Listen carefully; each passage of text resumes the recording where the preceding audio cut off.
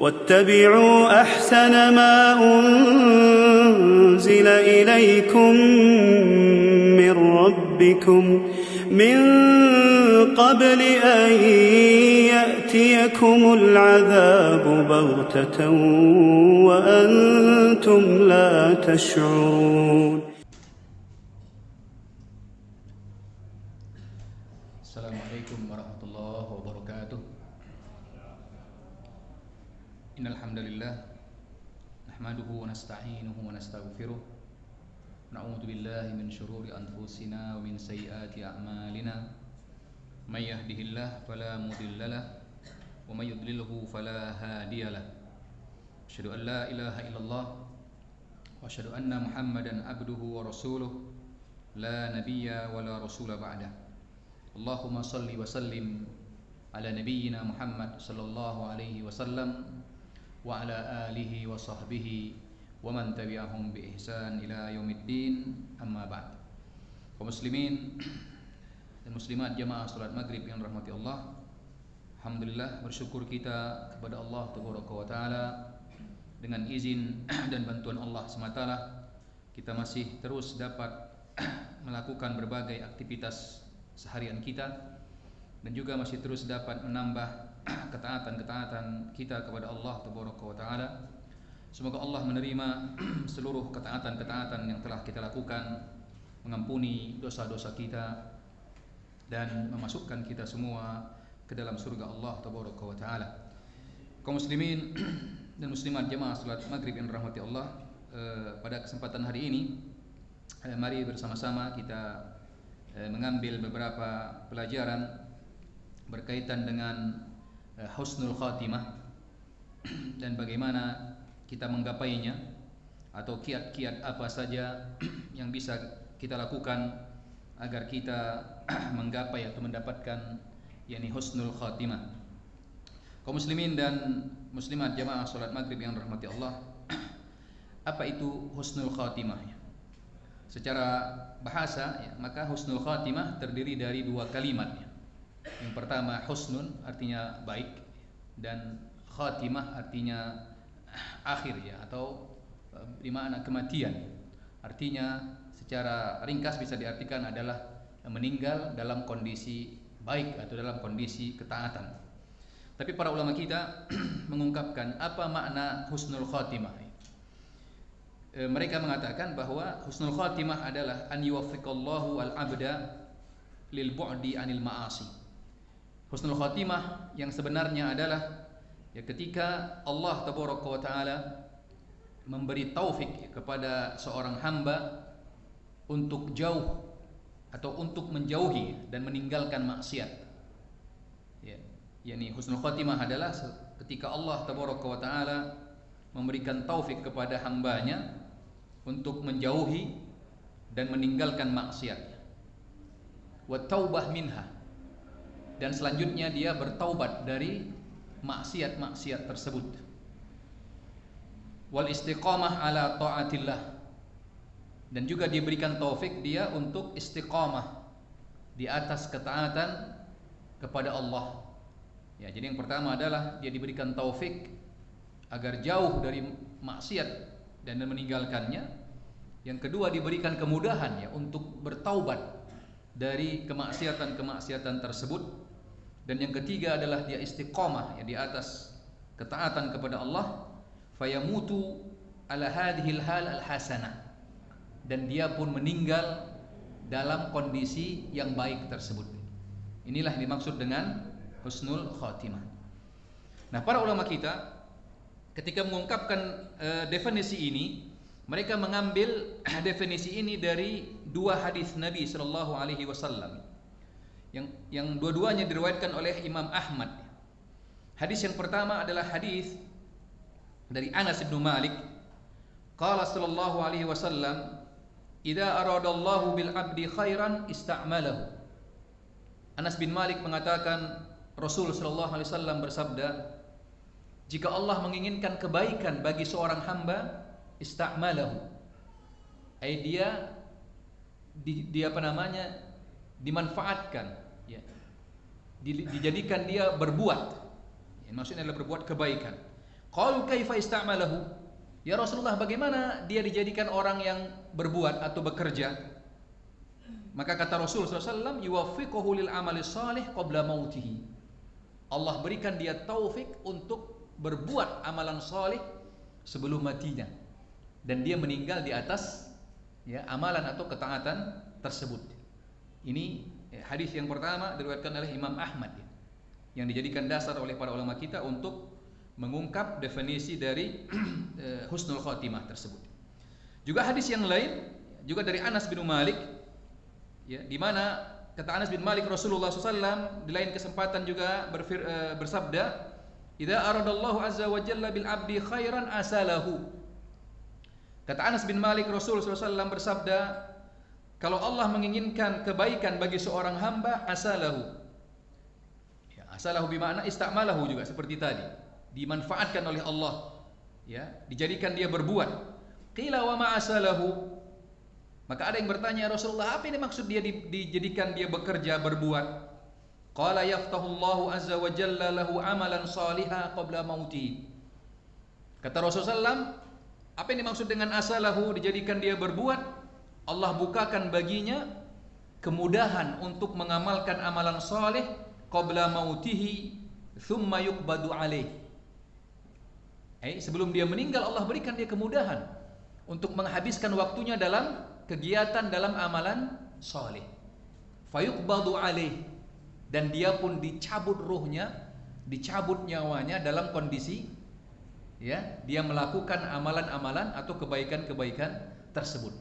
Inilah definisi atau diantara definisi yang diungkapkan oleh para ulama kita berkaitan dengan husnul khatimah. Tentunya kita berdoa kepada Allah agar inilah kondisi kita nantinya, inilah kondisi yang kita harapkan. Bagaimana ketika kita dicabut ruh kita, maka kita berada dalam kondisi husnul khatimah. Yang terkadang manusia sekarang karena kesibukan dengan dunia, dengan gemerlapnya dunia, sibuk dengan bagaimana mencari hidup enak. Silahkan selama dengan cara yang baik, tapi jangan lupa juga untuk mencari bagaimana mati atau meninggal enak. Maksudnya adalah husnul khatimah. Jangan gara-gara memperjuangkan enak hidup, akhirnya apa? Lupa untuk memperjuangkan bagaimana enak meninggal, atau meninggal dalam kondisi husnul khatimah. Kaum muslimin dan muslimat jamaah salat maghrib yang dirahmati Allah. Nah, para ulama kita mengatakan, ternyata kalau kita melihat ayat-ayat Allah dan hadis-hadis Rasul sallallahu alaihi wasallam, ternyata kita dapati bahwa perkara husnul khatimah ini adalah perkara yang penting, bahkan diperintahkan oleh Allah tabaraka wa taala. Mari kita lihat di antaranya, Allah tabaraka wa taala berfirman dalam surat Al-Imran ayat 102. Dalam surat Al-Imran ayat 102, Allah tabaraka wa taala berfirman, "Ya ayyuhalladzina amanu taqullaha haqqa tuqatih wa la tamutunna illa wa antum muslimun."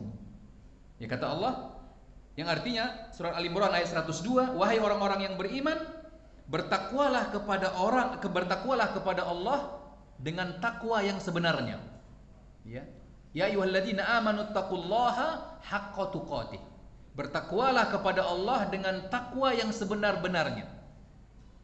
Nah, kata para ulama kita, ternyata ada takwa yang main-main. Maka Allah tekankan haqqa tuqatih. Apa itu takwa yang main-main? Takwa hanya di mulut, ngaku sebagai orang Islam, tapi tidak menjalankan apa yang diperintahkan Allah tabaraka wa taala. Dia ngaku kalau ditanya orang Islam, iya Islam, tapi kalau datang waktu sholat, tidak tahu kita. Dia tidak melakukan sholat.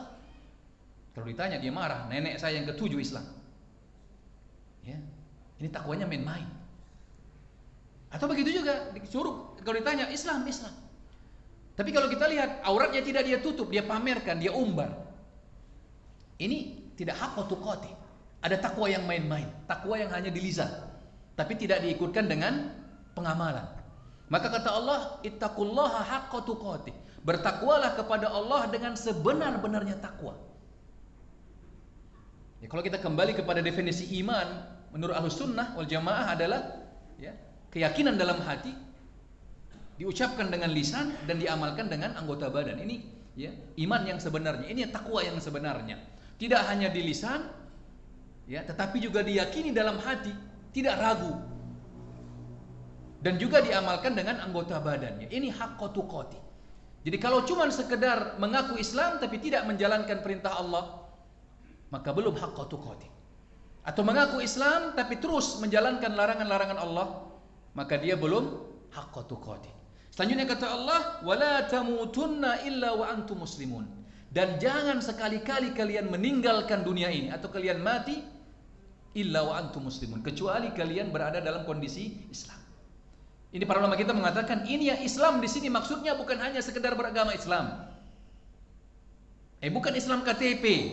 Islam tapi tidak sholat, Islam tapi tidak menjalankan perintah Allah, Islam tapi masih terus hanyut dengan larangan-larangan Allah, tidak. Yang dimaksud dengan ya wala tamutunna illa wa antum muslimun di sini adalah meninggal dalam kondisi husnul khatimah.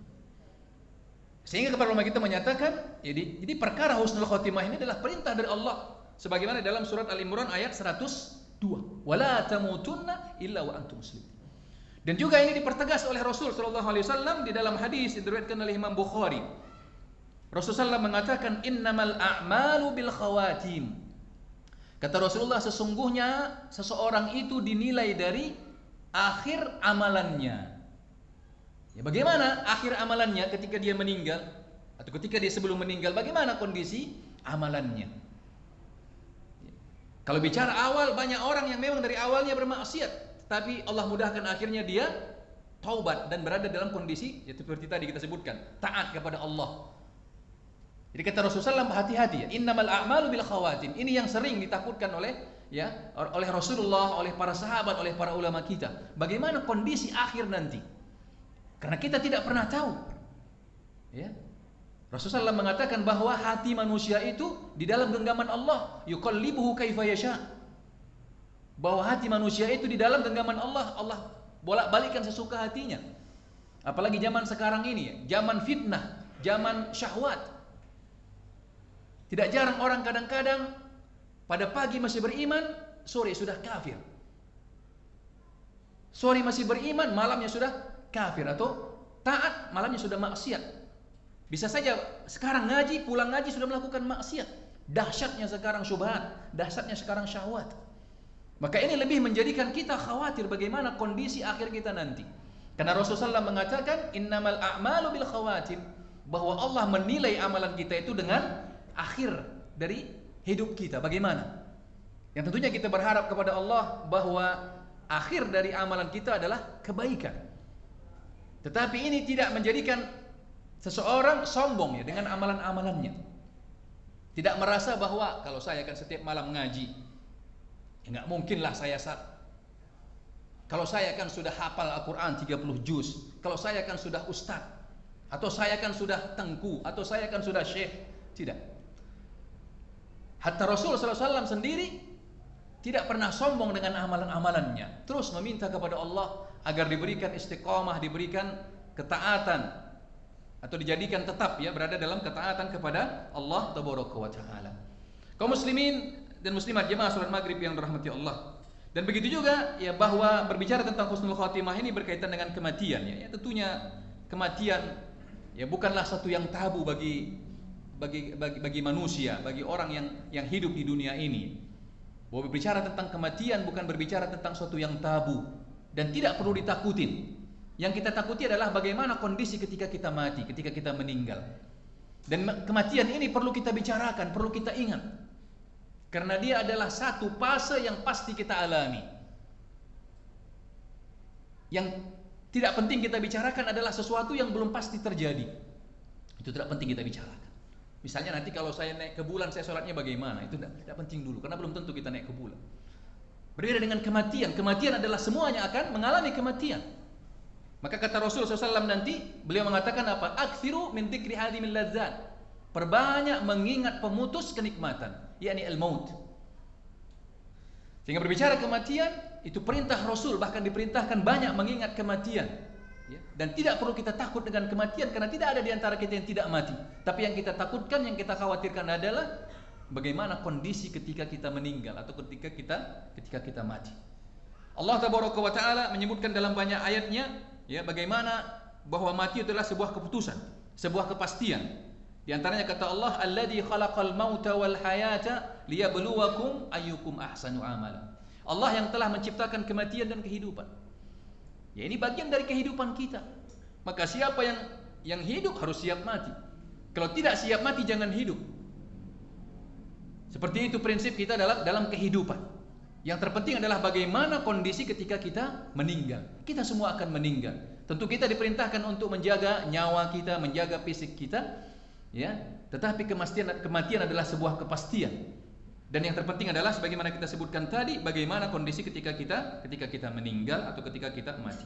Kaum muslimin dan muslimat jemaah salat maghrib yang rahmati Allah.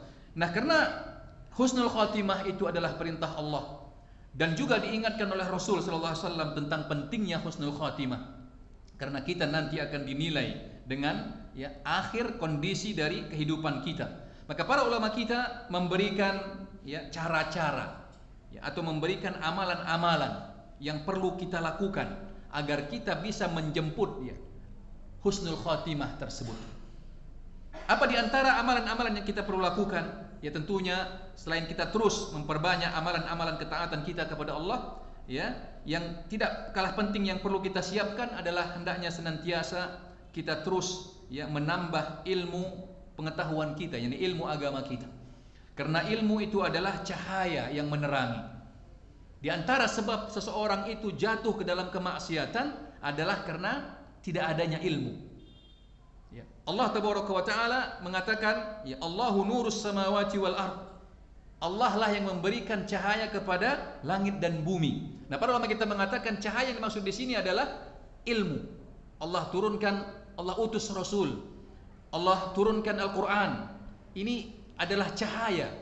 Untuk apa? Untuk menerangi manusia, untuk menerangi kehidupan makhluknya. Juga kata Allah, Allahu waliyul ladina amanu yukhrijuhum minaz zulumati ilan nur. Allah adalah pembelanya, pembantunya orang-orang yang beriman, yang mengeluarkan mereka dari kegelapan kepada cahaya. Bagaimana Allah keluarkan dari kegelapan dengan cahaya? Dengan ilmu. Maka ilmu itu adalah cahaya. Juga sebagaimana kata gurunya Imam Syafi'i, Imam Waqi' kata ketika beliau berpesan kepada Imam Syafi'i, fa innal ilma nurun. Ketahuilah ilmu itu adalah cahaya. Nah, dengan adanya cahaya, maka minimal kita punya ilmu itu punya dua fungsi besar minimal. Yang pertama adalah bahwa dengan ilmu akan jelaslah mana ketaatan, mana kesesatan. Mana ketaatan, mana maksiat. Seseorang kadang-kadang melakukan kemaksiatan salah satunya karena tidak ada ilmu. Tanpa ilmu maka tidak jelas. Kalau sudah tidak jelas maka mudah, sama seperti kondisi gelap. Maling, perampok, orang-orang jahat itu paling suka pada kondisi gelap. Kenapa? Karena gelap tidak tahu mana musuh, mana lawan. Tapi kalau terang takut perampok, takut orang-orang jahat, takut dia. Begitu juga syaitan. Syaitan itu paling senang kalau manusia ini bodoh. Kenapa? Kalau manusia bodoh tidak tahu mana yang hak, mana yang batil. Jadi udah diaduk-aduk aja. Ini sampai kasihkan. Bahkan kadang-kadang tidak jarang dia menganggap itu sebuah kebenaran, ternyata sebuah kebatilan. Atau sebaliknya dia anggap itu sebuah kebatilan padahal itu adalah sebuah kebenaran. Kenapa? Karena tidak ada ilmu.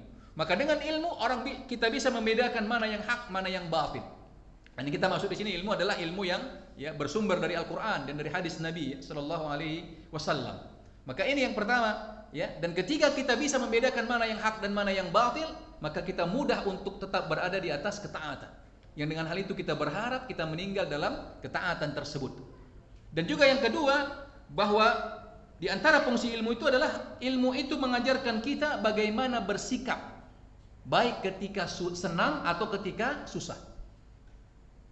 Berapa banyak kadang-kadang manusia karena tidak punya ilmu salah bersikap.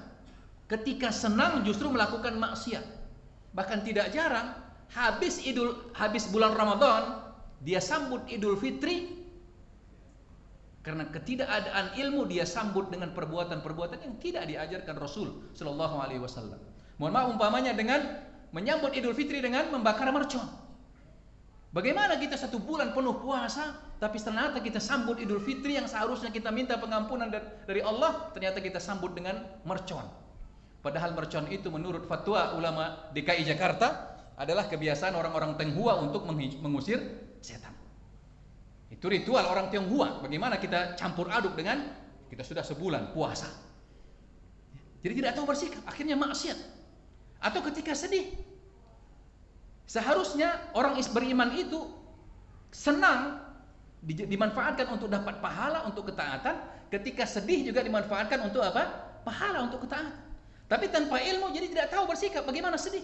Akhirnya ketika sedih apa yang dilakukan? Meraung-raung, teriak-teriak. Ini salah. Padahal kalau ketika kita sedih, ketika kita ditimpa musibah, kita diperintahkan untuk apa? Istirja. Untuk apa? Berdoa, kembali kepada Allah, istighfar dan seterusnya. Maka ketika ada ilmu, insya Allah ini akan menjadikan kita terus tahu bagaimana bersikap. Ketika senang, ini yang harus kita lakukan. Dan ketika sedih, ini yang harus kita lakukan. Sehingga kita tetap berada di atas ketaatan kepada Allah Tabaraka wa Ta'ala. Berbeda tanpa ilmu, maka rusak. Senang seharusnya dapat pahala jadi maksiat.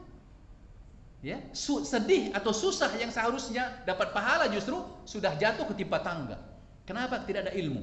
Ya, ini yang pertama yang perlu kita lakukan. Ya. Maka teruslah menambah ilmu kita. Jangan pernah puas dengan ilmu yang pernah kita pelajarin, tapi teruslah menambah pengetahuan kita ya dengan ilmu-ilmu yang bermanfaat.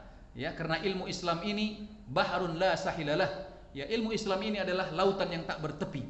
Tidak ada kata berhenti dalam menuntut ilmu. Terus. Tidak ada posisi akhir dalam menuntut ilmu itu. Ya, selama kita namanya manusia, apapun profesi kita, apapun pendidikan kita, ya ilmu itu cukup luas. Maka teruslah belajar, ya, dan tentunya belajar yang diikuti dengan mengamalkan ya ilmu tersebut. Baik, ini yang pertama ya. Bagaimana kita terus diminta untuk menambah ilmu kita. Yang kedua, hendaknya ya kita senantiasa memperbanyak ya taubat dari segala maksiat ya, dan menjauhinya.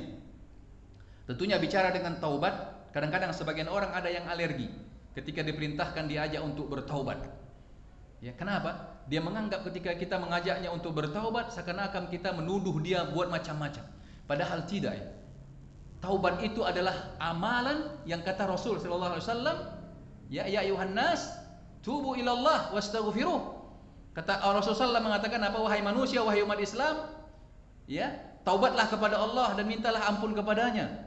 Di beberapa riwayat disebutkan, sesungguhnya aku beristighfar, bertaubat kepada Allah dalam satu hari sampai 100 kali. Itu Rasul sallallahu alaihi wasallam. Juga kata Rasul sallallahu alaihi wasallam, kullu bani Adam khata'. Setiap anak Adam itu pernah melakukan kesalahan. Tidak ada kita yang maksum. Siapapun kita, apapun jabatan kita, mau ustadzkah dia, tengkukah dia, syekhkah dia, apapun yang dia hafal dari Al-Quran, hadis yang banyak dia hafal, kata Rasul SAW, kullu bani Adam khata'. Setiap anak Adam itu pernah melakukan kesalahan. Maka ketika kita diajak bertaubat, tidak perlu merasa tinggi diri. Kalau Rasul SAW satu hari bertaubat kepada Allah 100 kali, maka siapa kita? Kalau kita diingatkan, jangan pernah merasa tinggi. Wah, saya kan ustadz, saya kan kepala bagian, saya kan syekh. Rasulullah mengatakan kullu bani Adam khata'. Yang maksum itu Rasul sallallahu alaihi wasallam. Maka jangan pernah menjadikan menganggap ada orang suci selain Rasul sallallahu alaihi wasallam. Tidak ada. Semua kita pernah melakukan kesalahan. Cuman bedanya ada yang banyak, ada yang sedikit. Ada orang yang melakukan kesalahan dia langsung taubat. Ada yang melakukan kesalahan terus hanyut. Ketika diingatkan pun cari-cari alasan, seakan-akan itu bukan kesalahan. Kata Rasulullah SAW, kullu bani Adam khata'. Maka ini membutuhkan apa? Untuk kita senantiasa bertaubat kepada Allah Tabaraka wa Ta'ala. Apa hubungannya taubat itu dengan husnul khatimah? Allah Tabaraka wa Ta'ala mengatakan bahwa di dalam surah Al-Mutaffifin, kalla bal rana ala qulubihim ma kanu yaksibun. Kata Allah sesekali tidak, bahwa perbuatan atau maksiat mereka itu menutupi hati mereka. Ya, maksiat yang kita lakukan atau yang dilakukan itu kalau tidak diiringi dengan taubat, maka dia akan menutupi hati. Ketika hati itu tertutup, maka itu yang menjadikan dia sulit untuk melakukan ketaatan kepada Allah. Ketika dia sulit melakukan ketaatan kepada Allah, maka dia cenderung akan melakukan maksiat. Ketika seseorang sudah asik dengan maksiat, maka tidak tertutup kemungkinan dia akan meninggal dalam kondisi kemaksiatan tersebut. Maka senantiasa kita bertaubat kepada Allah Tabaraka wa Ta'ala. Dan jangan putus asa, jangan pernah putus asa dengan ya taubat, dengan kesalahan yang pernah kita lakukan. Tentunya kita berusaha terus untuk menjauhi maksiat. Ya, tetapi ketika kita terjatuh ke dalam maksiat, bertaubat. Jatuh lagi, taubat lagi terus. Jangan pernah putus asa. Karena memang syaitan punya dua jurus. Kalau dia datang kepada orang-orang yang ahli ibadah, orang-orang yang rajin melakukan ketaatan, dia apain? Dijadikan dia sombong. Wah, kamu ini hebat, luar biasa. Tengok tetanggamu itu, ke masjid aja jarang. Jadi sombong. Ya. Akhirnya apa? Kadang-kadang menganggap paling benar, orang semuanya salah. Kalau dia datang kepada pelaku maksiat, apa yang dia buat? Dia pakai jurus apa? Putus asa. Kamu tidak mungkin kamu taubat. Kenapa? Kamu bapak sama saya sudah bermasalah. Kamu dari kecil juga terus begitu. Itulah jurus syaitan. Jadi syaitan masuk kepada orang yang taat dan masuk kepada orang yang maksiat. Cuman jurusnya beda-beda. Ya, itu syaitan. Jadi licik sekali syaitan itu. Maka ketika kita banyak beribadah merasa sombong, seakan-akan kita lah orang paling hebat, ketahuilah kita sedang diperangkap oleh syaitan. Atau ketika ada orang yang melakukan maksiat dan diperangkap dan dijadikan putus asa dari bertaubat kepada Allah, ketahuilah dia sedang diperangkap oleh syaitan. Ya, maka hendaknya kita terus ya, bertaubat kepada Allah ya, dan takut ya dari kita tinggalkan ya kemaksiatan tersebut. Baik. Ini yang kedua. Dan yang ketiga yang bisa kita lakukan agar kita bisa menjemput atau menggapai husnul khatimah tersebut, hendaknya senantiasa kita merasa takut ya kepada Allah Taala. Takut yang dimaksud di sini kata para ulama kita adalah ketika dia melakukan maksiat, maka timbul rasa takutnya kepada Allah. Jangan-jangan maksiat ini menyebabkan datangnya azab Allah ya kepadanya. Maka dia tinggalkan maksiat tersebut dan dia bertaubat kepada Allah. Dan ketika dia melakukan ketaatan, timbul juga rasa takutnya kepada Allah. Bagaimana? Dia takut kalau amalan yang dia lakukan itu tidak diterima oleh Allah. Maka selanjutnya apa yang dia lakukan? Dia terus memperbaiki amalannya ke depan dan dia tambah ketaatannya. Kemarin saya sudah sedekah 1 juta. Jangan-jangan tidak diterima oleh Allah 1 juta itu. Maka sekarang saya sedekah lagi. Kemarin saya sudah sholat. Jangan-jangan ibadah saya tidak diterima oleh Allah. Maka sekarang saya perbaiki sholat saya tambah terus ketaatan saya kepada Allah Taala. Dan begitu juga dengan kemaksiatannya. Ya. Sahabat Nabi yang mulia Ibnu Mas'ud mengatakan ya, bahwa orang-orang yang beriman itu ya, melihat dosanya itu, kata Ibnu Mas'ud ya, innal mu'min yara dzunubahu ka'annahu waqi'un tahtal jabal yakhafu an yaqa'u alaih. Kata Ibnu Mas'ud, orang beriman itu dia melihat dosa-dosanya seakan-akan dia sedang berada di bawah gunung. Dia takut kalau dosanya itu menimpanya. Ini orang beriman. Karena orang beriman bukanlah orang yang tidak pernah berbuat salah. Kalau tidak, orang beriman adalah orang yang tidak pernah berbuat salah. Waduh, gak ada kita yang menjadi orang beriman, karena tidak ada yang kita lepas dari kesalahan. Ya. Tetapi orang beriman itu ketika dia melakukan kemaksiatan, ya, dia takut kalau maksiatnya itu akan mendatangkan azab dari Allah Taala. Adapun orang fajir, kata Ibnu Mas'ud, yara dzunubahu ya mislu dzubab. Orang-orang fajir itu melihat dosa-dosanya seperti lalat yang hinggap di hidungnya. Fayaf'alu biha kada. Maka dia cuma melakukan ini. Artinya apa? Dianggap enteng. Ya, kan cuman tidak pakai jilbab kok. Kan cuman sekali-kali saya tinggalkan. Kan cuman riba sedikit. Kan sekali-kali saya maksiat. Ini waliyadzubillah. Ini orang fajir. Orang beriman tidak pernah seperti itu, kata Ibnu Mas'ud. Dia takut. Karena dia tidak tahu dosa mana yang dia lakukan. Ternyata itu yang menyebabkan marah Allah kepada dia. Sebagaimana dia tidak pernah meremehkan kebaikan, karena dia tidak tahu amalan mana yang menyebabkan Allah ridho kepada dia. Ini orang beriman. Dia terus melakukan, menambah ketaatannya, karena dia tidak tahu amalan mana. Bisa saja amalan-amalan yang banyak kita lakukan ternyata amalan kecil yang itu menjadikan Allah ridho kepada kita. Begitu juga maksiat. Kita tidak tahu kemaksiatan mana ternyata yang itu menyebabkan Allah marah kepada kita, dan itu bisa menyebabkan dimasukkannya pelaku kemaksiatan tersebut ke dalam ya neraka Allah Taala. Maka ya hendaknya kita senantiasa merasa takut kepada Allah ya dalam kondisi apapun. Ya, ini takut yang diiringi tentunya dengan semakin mendekatkan diri kita kepada Allah Taala. Dan yang keempat, hendaknya senantiasa kita ya berdoa ya agar dikaruniakan keistiqomahan dalam ketaatan kepada Allah Taala. Nabi SAW di antara doa yang sering beliau bacakan adalah ya muqallibal qulub tsabbit qalbi ala dinik. Wahai Allah yang bolak-balikkan hati manusia, tetapkanlah hatiku di atas agamamu. Juga ada satu doa ya, ini disebutkan oleh Imam Nawawi di dalam Al-Adhkar. Kata beliau, ini doa yang ma'thur dari Umar bin Al-Khattab. Ya, doa yang sering dibaca oleh Umar bin Al-Khattab, yaitu doa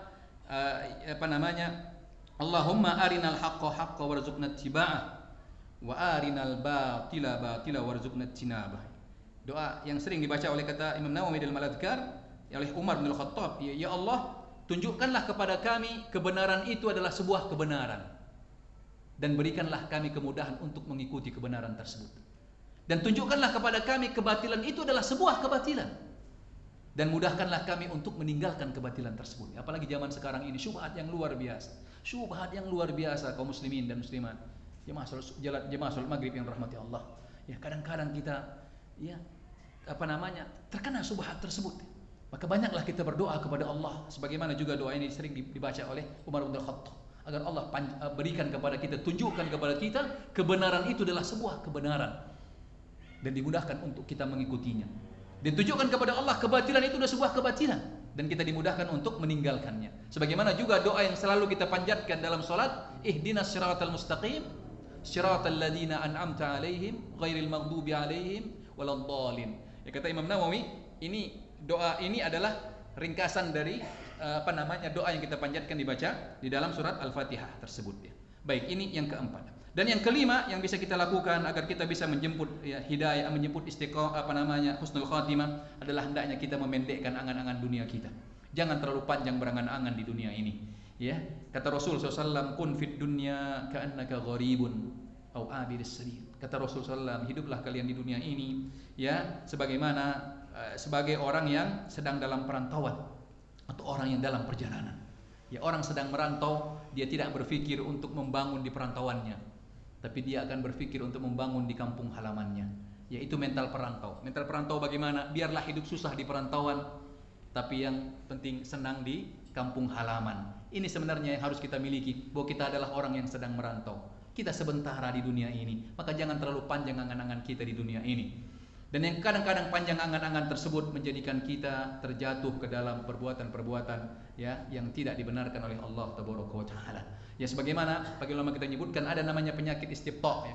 Istibta' itu adalah ingin cepat sukses sebelum waktunya, atau ingin cepat kelihatan kaya, ya, padahal tidak punya kemampuan. Ini sekarang melanda dunia, bahkan kaum muslimin. Ya, bagaimana seseorang yang tidak punya kemampuan, sebenarnya dia tidak punya kemampuan untuk membeli barang-barang tertentu, tapi dia paksakan diri.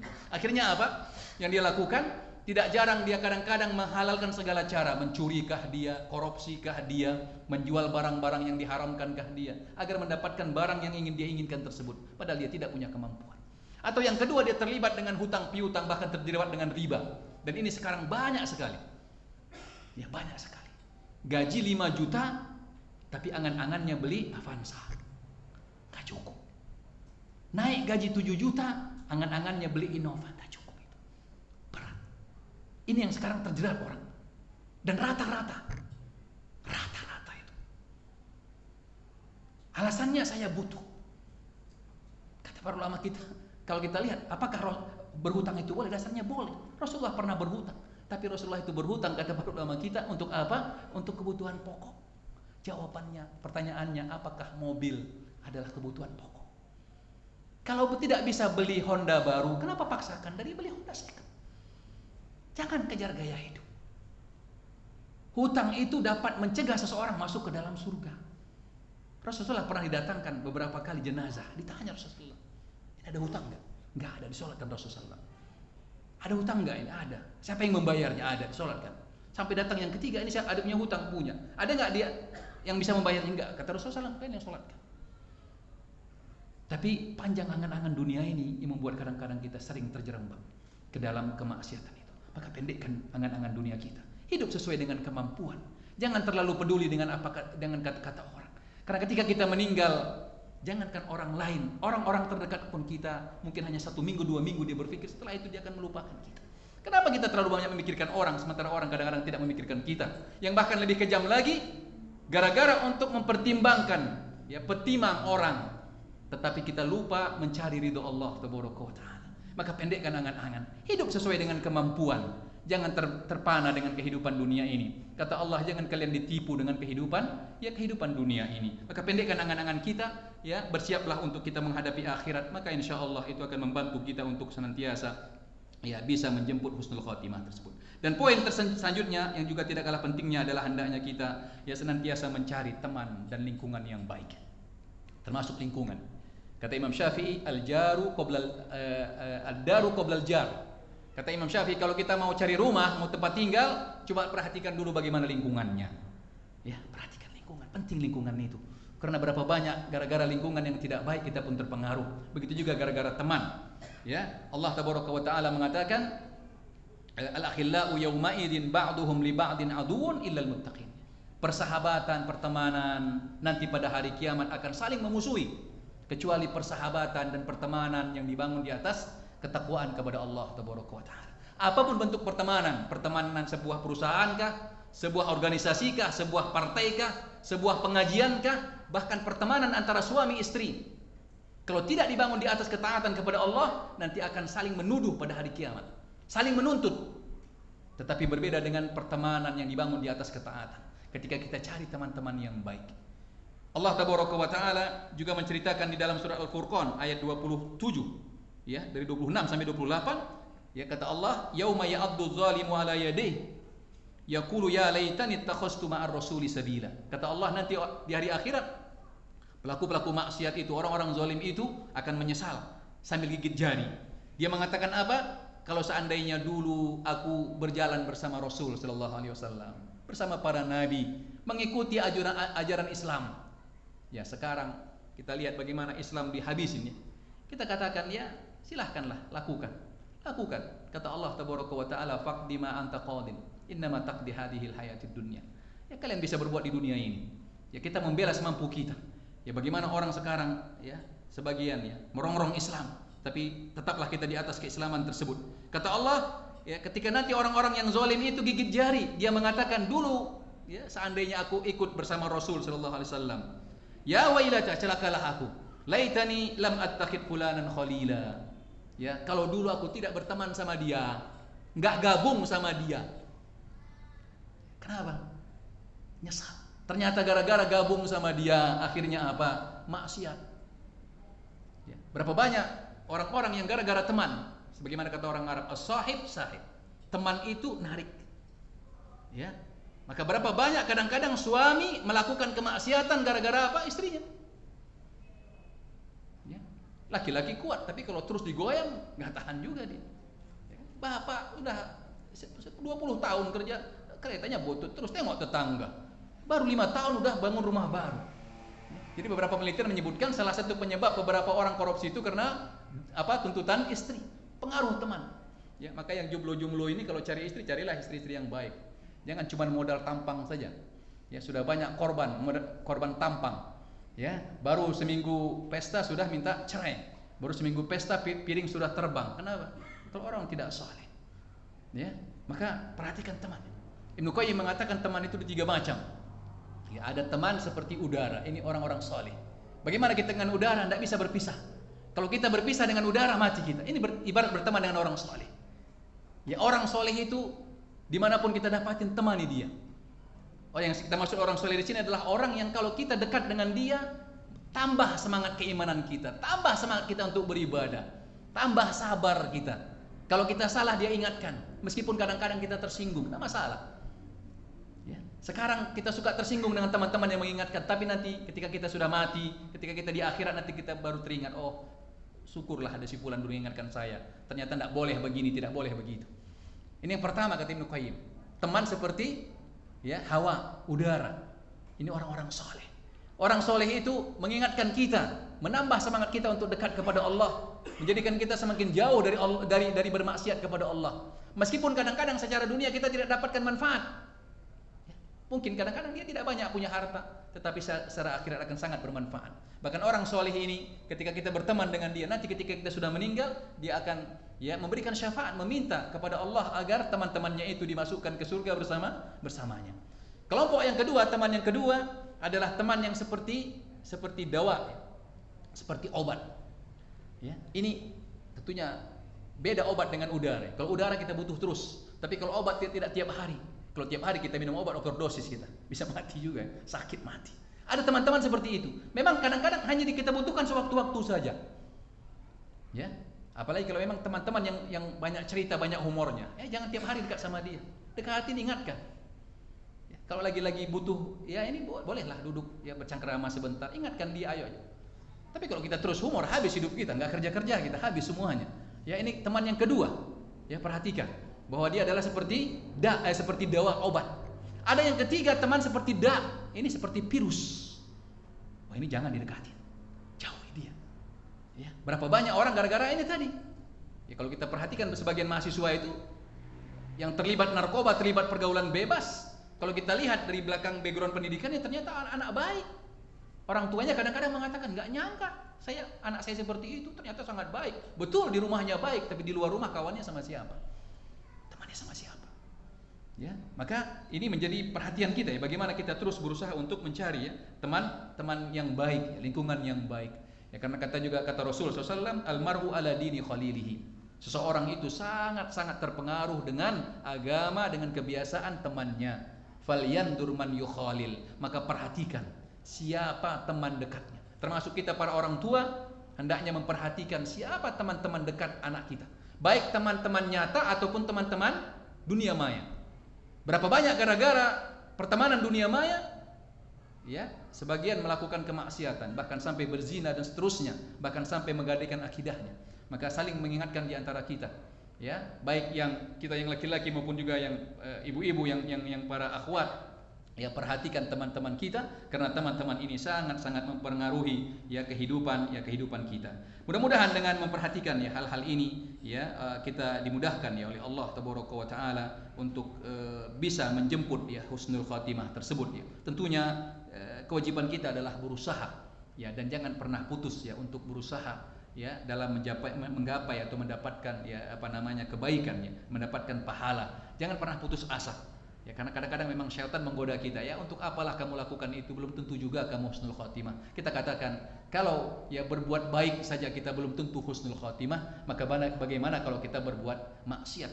Pentingnya kita berusaha ya, adapun hasil kita serahkan kepada Allah Tabaraka wa Taala. Tetapi insyaallah sebagaimana kata Allah, walladzina jahadu fina lanahdiyannahum subulana. Kata Allah, orang-orang yang bersungguh-sungguh dalam menempuh agama kami, dalam mencari ya keridhaan Allah, dalam mencari kebaikan, kata Allah, lanahdiyannahum subulana, maka kami akan tunjukkan, akan kami mudahkan baginya ya jalan-jalan ketaatan tersebut ya. Maka mari kita berusaha ya semaksimal mungkin ya, dan juga diiringi dengan doa-doa kita yang insyaallah dengan hal itu kita bisa mendapatkan atau menjemput ya husnul khatimah tersebut, yang kita harapkan dengan hal tersebut kita dimasukkan oleh Allah ke dalam surga Allah Tabaraka wa Taala. Demikian yang dapat saya sampaikan. Waktunya masih ada? Sudah habis. Baik, kita cukupkan. Saya akhiri. Ya, lebih dan kurang saya mohon maaf. Ya, ada kata-kata yang kurang berkenan, cara penyampaian yang kurang baik, saya mohon maaf. Kita akhiri. Subhanakallah wa bihamdik, asyhadu an la ilaha illa anta, astaghfiruka wa atubu ilaik. Wassalamualaikum warahmatullahi wabarakatuh.